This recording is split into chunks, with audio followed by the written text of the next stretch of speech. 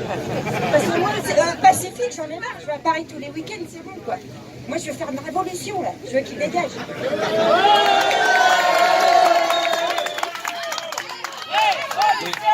Moi, je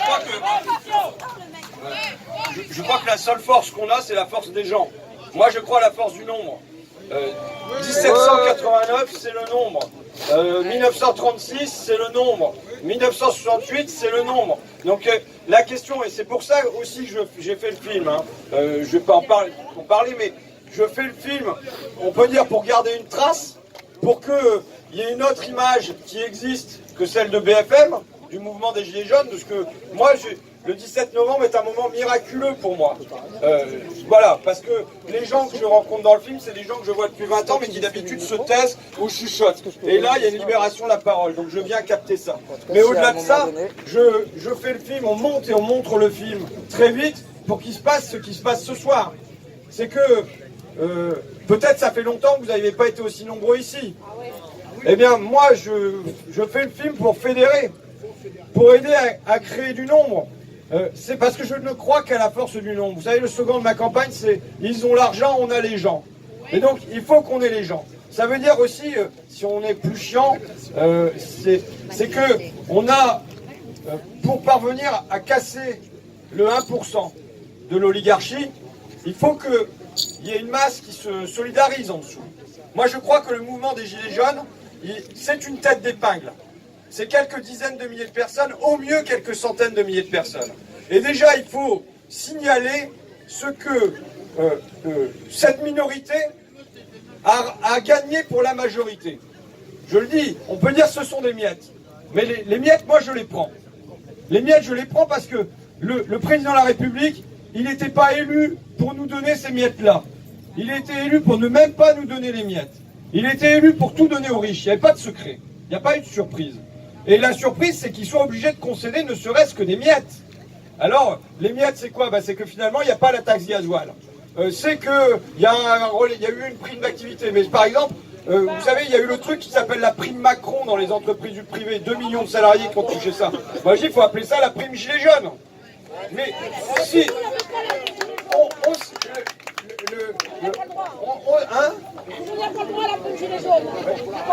Même là, si jamais on lui met la pression pour que soit mise en œuvre la seule mesure qu'il a un petit peu annoncée la semaine dernière, c'est-à-dire 1 000 € de retraite, je sais pas, on n'a pas compris si ça valait aussi pour les agriculteurs, aussi pour les artisans, aussi pour les commerçants. Si c'est le cas, ça sera une conquête. Mais il ne faudra pas dire que c'est grâce à Macron, c'est grâce aux Gilets jaunes. Alors, moi je dis, ça n'est pas énorme. C'est vrai, ça n'est pas énorme. Ça n'est peut-être pas à la mesure de nos attentes. De toute façon, ça n'est jamais à la mesure de nos attentes. Enfin, pas non plus. Mais en revanche, il faut se dire qu'on a gagné ça. Je veux dire que dire qu'on ne gagne jamais rien, c'est pas comme ça qu'on encourage les gens, de mon point de vue. Il faut dire qu'on a gagné ça. C'est peu. C'est trop peu.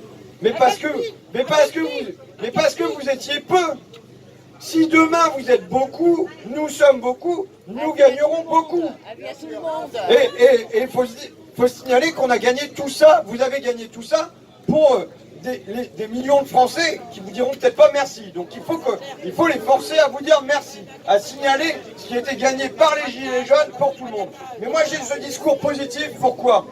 Parce que je pense que l'appétit vient en mangeant. Et on a goûté aux miettes, et bien on va avoir peut-être envie de bouffer toute la baguette ou la brioche, vous voyez. Je pense que la victoire va à la victoire, la volonté va à la volonté, l'énergie va à l'énergie. Et donc voilà, moi ma question permanente, c'est pas comment on fait pour avoir le plus beau des programmes. Vous savez, sur chaque rond-point sur lequel je suis passé, on m'en a remis.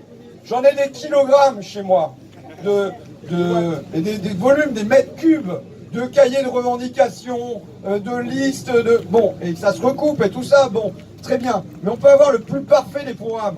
C'est pas ça qui compte. Enfin, je veux dire, il vaut mieux avoir un programme qui soit pas trop débile quand même, hein, on est d'accord. Mais ce qui compte, c'est la force sociale qui va permettre de le porter, ça. C'est comment on crée la force sociale. Moi, je vois encore, dans la société française, des divorces qu'il nous faut résoudre. Si nous ne résolvons pas un certain nombre de divorces, on ne va pas gagner. Parce que tant qu'on est divisé, c'est le 1%, cette petite minorité qui parvient à jouer de ça. Je vois 2 divorces et je les pose. ils sont peut-être pas enthousiasmants, mais il faut poser la réalité d'un diagnostic pour résoudre les problèmes. Je vois un divorce interne aux classes populaires, c'est-à-dire entre les quartiers, les banlieues populaires, ou avec pas mal d'enfants d'immigrés, et les zones périphériques blanches. Et en gros, c'est ça qui s'est mobilisé sur le 17 novembre. Mais tant qu'il y a cette division et qu'on se regarde en chien de faïence entre quartier populaire, enfants d'immigrés et campagne, ils gagnent. Et je vois un deuxième divorce qu'il nous faut résoudre. Le deuxième divorce qu'il nous faut résoudre, c'est entre les classes populaires et la classe intermédiaire. Je crois, moi, que tous les grands mouvements progressistes dans notre histoire, ils ont été l'alliance de, on va dire, une petite bourgeoisie culturelle, dont je suis, dont François est, et des classes populaires. Et que si jamais il n'y a pas aussi, on va dire, des intellos qui se joignent au mouvement, on ne gagne pas. Il faut l'alliance des deux. Vous savez, c'est Lénine qui disait à un moment, une situation pré-révolutionnaire éclate lorsque ceux d'en haut ne peuvent plus, ceux d'en bas ne veulent plus, et ceux du milieu basculent avec ceux d'en bas. Et je pense qu'il y a la nécessité aussi de travailler les classes intermédiaires pour qu'elles rejoignent de plus en plus, pour qu'elles basculent, pour qu'elles cessent d'être solidaires avec l'oligarchie. Parce que dans cette situation, dans la situation que nous vivons, la passivité est une complicité. On ne peut pas être passif dans un moment comme celui-ci.